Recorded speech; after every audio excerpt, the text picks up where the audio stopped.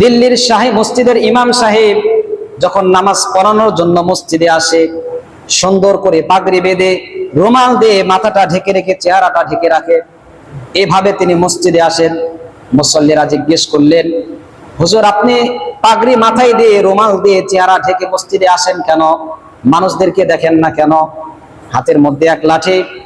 তিনি বললেন, আরে আমার মুসল্লি, প্রাণপ্রিয় মুসল্লি, আমি পাগড়ি পরে রুমাল দিয়ে চেহারা ঢেকে মসজিদে আসি। এটা আমি তোমাকে বলে বোঝাইতে পারবো না যতক্ষণ না তুমি প্র্যাকটিক্যাল এই দৃশ্য না দেখবা।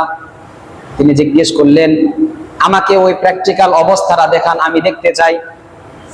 দিল্লির শাহী মসজিদের ইমাম সাহেব বললেন, আমার পাগড়ি যদি তোমার মাথায় পরিয়ে দেই, এই রুমাল যদি তোমার চেহারার মধ্যে দিয়ে দেই, তুমি থাকতে পারবা না। নাসর বান্দা বললেন, হুজুর আমাকে পাগড়ি পরায় দেন, আমাকে আপনার রুমালটা দিয়ে দেন, আমি দেখতে চাই মানুষের অবস্থা কি। সর্বশেষ তার মাথার পাগড়ি যখন ওই মানুষের মাথার মধ্যে পরায় দিছেন, রুমাল যখন তার চেহারার মধ্যে ফেলে দিছেন, এবার ওই ব্যক্তি ইমাম সাহেবের লাঠিটা নিয়ে মসজিদ থেকে বের হয়েছে। মসজিদ থেকে বের হওয়ার পরে মসজিদের সামনে যত মানুষ ছিল সবগুলোরে লাঠি দিয়ে মার শুরু করছে।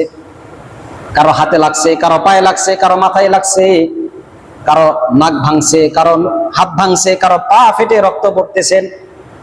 মানুষের আগে দৌড়ে তারে ধরছেন, ধরার পরে তার মাথা থেকে পাগড়ি আর রুমাল খুলে ফেলছেন। খোলার পরে দেখে অবস্থা খুব খারাপ। মসজিদের সামনে যতগুলো মানুষ, অধিকাংশ মানুষের কারো হাতে লাগছে, পায়ে লাগছে, মাথা থেকে রক্ত ঝরতেছে।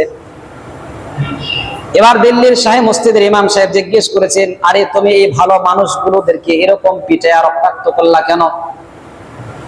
ওই ব্যক্তি বলতেছে, হুজুর আমাকে মাফ করবেন, আমি যখন আপনার রুমালটা দিয়ে চেহারাকে ঢেকে ফেলেছি, এরপরে যখন মসজিদের বাইরে বের হয়েছি, মসজিদের বাইরে বের হওয়ার পরে আমি দেখি আমার সামনে একটা কুকুর দাঁড়ানো, একটা শিয়াল দাঁড়ানো, একটা বাঘ দাঁড়ানো, একটা ছাগল দাঁড়ানো।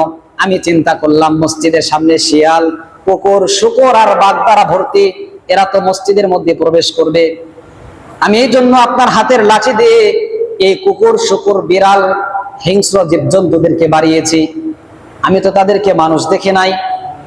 দিল্লির শাহী মসজিদের খতিব বললেন, দুনিয়ার নজরে মানুষদের প্রকৃত রূপ দেখা যায় না। যারা আধ্যাত্মিক লাইনে, তাসাউফের লাইনে যারা অগ্রসর হয়, এমন কিছু আল্লাহর বান্দা আছে, এরা মানুষদের দিকে তাকাইলেই বুঝতে পারে এরা কোন ধরনের মানুষ। কথা বলুন ঠিক কিনা? তিনি বললেন, আমি এদেরকে মানুষ দেখি নাই, এরা মানুষ ছিল না, এরা শিয়াল আর কুকুর ছিল, এই জন্য এদেরকে পিটাইছি। দিল্লির শাহী মসজিদের ইমাম বললেন, না না না, এরা সকলেই ভালো মানুষ ছিল। তবে আমার পাগড়ির রহস্য হলো এটাই, যখন তুমি পাগড়ি পরলা, তাদের প্রকৃত আচার আচরণ গুলো কিরকম। কারো আচরণ ছিল কুকুরের মতো, এই জন্য তাকে কুকুরের চেহারায় তুমি দেখেছ। কারো আচরণ ছিল ওই শিয়ালের মতো, এই জন্য তুমি তাকে শিয়ালের মতো দেখেছ।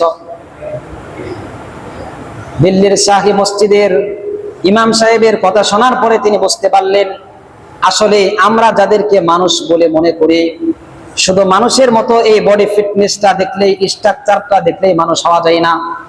বরং প্রকৃত মুমিন মুসলমান হতে হলে এই পাঁচটা যে গুণ বললাম, ঈমানের গুণে গুণান্বিত হতে হয়, ইবাদতের গুণে গুণান্বিত হতে হয়, মুআমালাত আপনার ঠিক থাকতে হয়, মুআশারাত আপনার ঠিক থাকতে হয়, আখলাকিয়াত আপনার চরিত্রটা সুন্দর হতে হয়।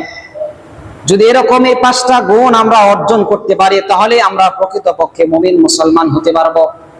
এই জন্য বললাম, আমাদের সমাজের অবস্থা হলো শুধু মুসলমান মসজিদের মধ্যে পাওয়া যায়, মসজিদের বাইরে মুসলমান পাওয়া যায় না।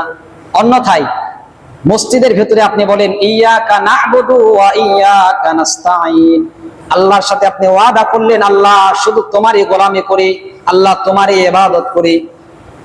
যদি আপনি এই কথা বলেন, আল্লাহ তোমারই ইবাদত করি, তোমারই গোলামি করি, সারাটা জীবন আল্লাহ তোমার গোলামি করব, ইহদিনাস সিরাতাল মুস্তাকিম, আল্লাহ সরল এবং সঠিক পথে আমাদেরকে পরিচালিত করুন, গায়রিল মাগদুবি আলাইহিম ওয়ালাদ-দাল্লিন, আল্লাহ আমাদেরকে ইহুদি এবং খ্রিস্টান নাসারাদের পথে আমাদেরকে চালায়েন না। আপনি ওয়াদা করলেন আল্লাহর সাথে, আল্লাহর ঘর মসজিদের মধ্যে ওয়াদা করার পরে যখন মসজিদ থেকে বাইর হইলেন, বাহির হওয়ার পরে একজন মুসলমানের কথা আরেকজনের কাছে লাগায়া দেন, মিথ্যা কথা বলেন, গীবতের গুনাহ করেন, মানুষকে অপবাদ দেন, ভেতরে হিংসা দ্বারা ভরপুরটা আপনার ভিতরটা, তাহলে আপনি মুসলমান থাকলেন কোথায়? আল্লাহর কাছে এইমাত্র ওয়াদা করলেন, ইয়াকা না'বুদু ওয়া ইয়াকা নাস্তাঈন, আল্লাহ শুধু তোমার গোলামি করে, আল্লাহ সারাটা জীবন আল্লাহ তোমার গোলামি করে তোমার পথেই চলবো।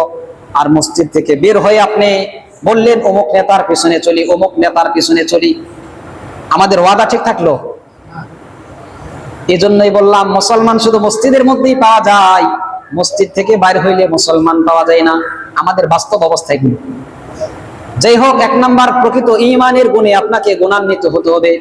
প্রকৃত মুমিন হতে হলে ঈমান, সাহাবে کرام যে ঈমান নিয়ে দুনিয়াতে এসেছিলেন, রাসূলের কাছ থেকে যে ঈমান শিখেছিলেন, সেই ঈমান নিয়ে এই দুনিয়াতে আমরা যদি চলতে পারি, তাহলে আমাদের পরপারটা বড় সুখময়, আনন্দময় হয়।